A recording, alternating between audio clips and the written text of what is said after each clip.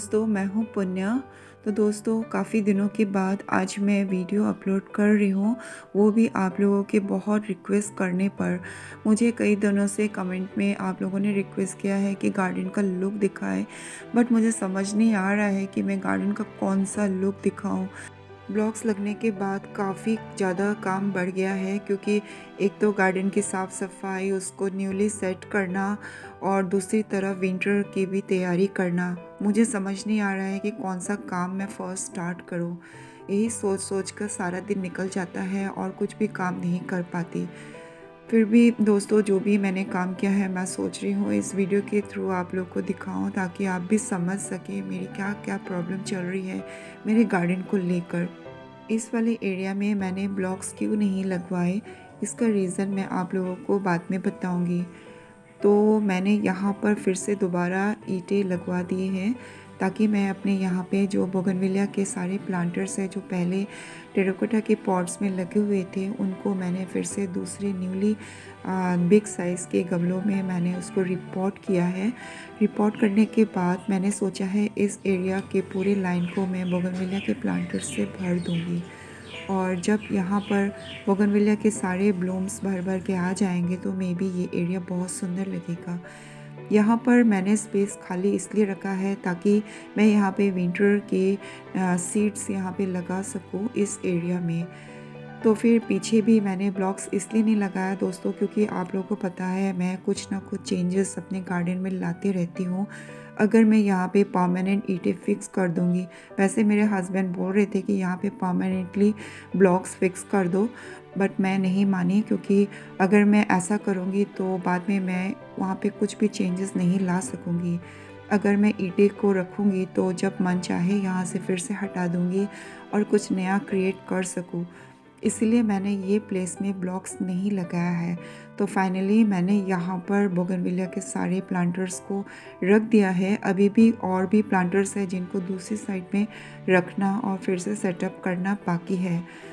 तो दोस्तों, मेरे लिए अब गार्डनिंग अभी स्टार्टिंग में बहुत टफ हो रही है। बस मुझे समझ नहीं आ रहा है कि मैं क्या करूं क्या ना करूं। ऐसे ही सारा दिन पार होते जा रहा है। क्या मैं अपने इस गार्डन को, जो पहले एक हेवन का लुक था, फिर से मैं वैसे ही इस्टेब्लिश कर पाऊँगी कि नहीं, अब मुझे थोड़ा बहुत डाउट होने लग गया है, क्योंकि अभी तक कोई भी काम कंप्लीट नहीं हो पा रहा है मुझसे। एक तो बारिश रोज़ मुझे परेशान करती रहती है, बट जो भी किया है आप लोग के सामने रख रही हूँ इस वीडियो के थ्रू। जो मैंने अपने ये मैरीगोल्ड की कटिंग्स लगाए थे, उनको मैंने पॉलीबैग से निकाल कर फिर इनको न्यूली इस न्यू प्लांटर में मैंने रिपोर्ट कर दिया है। मैरीगोल्ड की इन प्लांटर्स को मैंने वैसे ही टेम्प्रेरी यहाँ पे रखा हुआ है, क्योंकि यहाँ की प्लेस को मैंने थोड़ी सी साफ़ कर दी। यहाँ पर बीच में जो मैंने ब्लॉक्स नहीं लगाया है, कारण ये है कि रेन लिलीज लगी हुई हैं, तो इतनी हाइट तक मैं फिर से इसमें सॉइल फिलअप करूँगी, क्योंकि ब्लॉक्स लगाने के बाद ज़मीन थोड़ी ऊंची हो गई है और जहाँ पर रेन लिली लगी हुई है वहाँ की ज़मीन नीचे हो गई है। तो पहले मैं सोच रही थी कि इसके ऊपर ही मैं मिट्टी डाल दूँगी, मगर ऐसा करना बहुत ही गलत होगा, क्योंकि प्लांट के ऊपर तक अगर मिट्टी चढ़ जाएंगे तो मेरे सारे रेन लिलीज के बल्ब ख़राब होने के चांसेस हैं। इसलिए मैंने उनको फिर से उनको उखाड़ा और ऊपर के जो लीव्स हैं उनको दोबारा मैंने कट कर दिया। बहुत सारा ढेर बन चुका है और यहाँ पर सारे फिर से मैंने न्यूली इनको ग्रो कर दिया है। और फर्स्ट मैंने इनमें मिट्टी फिलअप की, उसके बाद सारे बल्ब्स को फिर से मैंने एक रो में ग्रो कर दिया है। वैसे भी अभी विंटर में इनकी कोई भी ग्रोथ नहीं होगी, मगर आगे के जो समर के सीज़न के लिए मैंने अभी से ही तैयारी कर दी है, ताकि वो अच्छे से इनकी रूटीन अच्छे से एडजस्ट हो जाए। तो फिर यहाँ जो इस प्लेस में मैंने जो ये हैजेस लगाया है, इनकी भी मैं अभी कटिंग स्टार्ट कर दे रही हूँ। 3 महीने हो गए हैं इनकी कटिंग नहीं की थी, क्योंकि मैंने सोच रखा था ब्लॉक्स लगने के बाद ही इनके ऊपर के लीव्स को मैं इनकी प्रून करूँगी। तो इनको प्रून करने में भी बहुत ज़्यादा मेहनत होती है। मैंने इस वाले साइड के जो ये हैजेस हैं, इनको मैंने छोड़ रखा है। तो दोस्तों देखिए, इस तरह की इनकी ब्रांचेस डेवलप होती है। अगर हम ऊपर से इस तरह से कट कर देते हैं तो और भी ब्रांचेस डेवलप होती है। जैसे यहाँ से 2 ब्रांचेस डेवलप हो रही है, इस तरह से इनकी ग्रोथ चलती रहती है। तो अगर आप इनको लगाना चाहते हैं तो बहुत सारे ब्रांचेस को 5 से 6 ब्रांचेस को इकट्ठा कर लीजिए और नीचे की लीव्स हटाकर इनको मिट्टी में लगा दीजिए। तो बहुत जल्दी इनकी रूटिंग आ जाती है। तो ये एरिया में मैंने ऐसे ही हेजेस को लगाए थे। तो अभी इनकी लगभग मैंने प्रूनिंग स्टार्ट कर दी है। दोस्तों मैंने गार्डन के दूसरे हेजेस हैं उनको मैंने हटा दिया है, क्योंकि अब मुझसे नहीं होता है हर समय इनकी प्रूनिंग करना और उनकी साफ़ सफाई करना। बस इस वाले एरिया के इस साइड की मैंने हेजेस रखे हैं। इन हेजेस की मैंने जानकर हार्ड प्रूनिंग की है, क्योंकि बहुत जल्दी इनकी ग्रोथ पकड़ती है और कुछ ही दिनों में फिर से मुझे इनकी कटिंग करनी पड़ेगी। तो अभी मैं इस एरिया की भी साफ़ सफाई करूँगी। ब्लॉक्स लगाने के बाद उन लोगों ने यहाँ पे सारे बालू यहाँ पे गिरा दिया।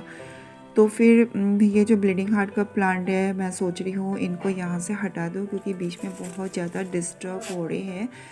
और ये एरिया को भी अभी मुझे साफ़ करना है, क्योंकि फ़र्स्ट मुझे इनके बालू को हटाना पड़ेगा। आगे के साइड में मैंने ब्लॉक्स कंटिन्यू नहीं किए हैं, क्योंकि यहाँ पर 3-4 ये बेगम बहार के प्लांट्स ग्रो हो रखे हैं और इनको उखाड़ना भी बहुत मुश्किल है। इसीलिए ये स्पेस मैंने छोड़ दिया है और कंटिन्यू नहीं रखा।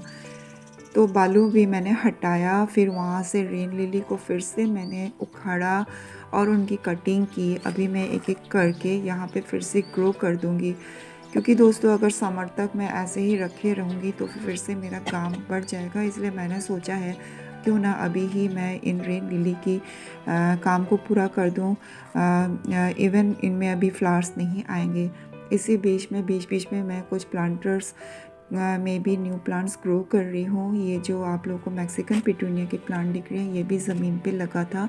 इसी बीच काम करते वक्त मेरे थंब में भी इंजरी हो गई और अभी मैंने बैंडेड लगाया।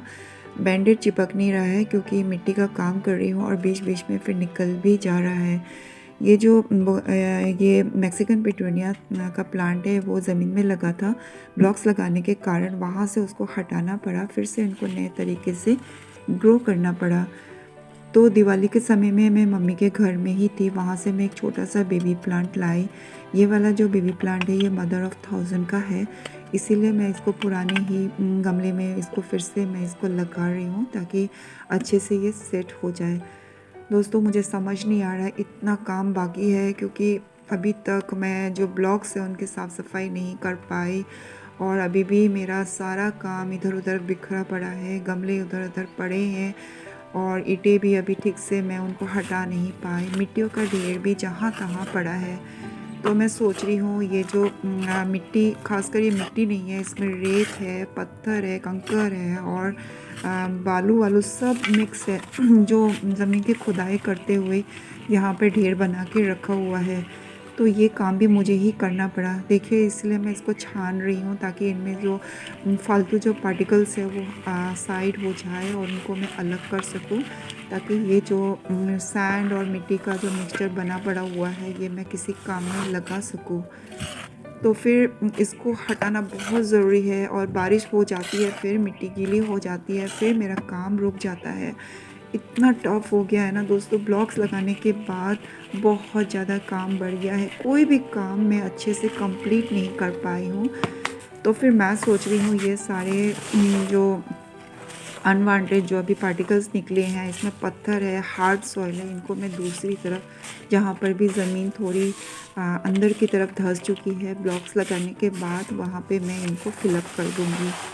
तो छनी हुई जो मिट्टी है उसको मैं गार्डन के मिडिल में डाल दूँगी। वहाँ पर भी ब्लॉक्स लगाने के बाद मिडिल एरिया बहुत ज़्यादा दब सी गई है और ब्लॉक्स ऊपर की तरफ आ गए हैं। तो यहाँ की भी मैंने मिट्टी हटाकर यहाँ की भी साफ़ सफाई कर दी है। जब अच्छे से सारे ब्लॉक्स के ऊपर जो मिट्टी हट जाएगी तो फाइनल मैं काम करूँगी, उसके ऊपर मैं पानी डाल के अच्छे से मैं साफ़ करूँगी। तो दोस्तों मैंने वो जो मिट्टी मैंने साफ़ की थी उसको मैं बीच के मिडिल पार्ट में इस तरह से मैं छिड़क रही हूँ। तो अभी तो दोस्तों बहुत ज़्यादा काम हुआ है, फिर भी मैंने थोड़ा बहुत अपने जो काम हुआ है आप लोग को शेयर किया। तो आप लोग कमेंट के थ्रू ज़रूर बताना दोस्तों आज की वीडियो कैसी लगी। तब तक के लिए बाय बाय।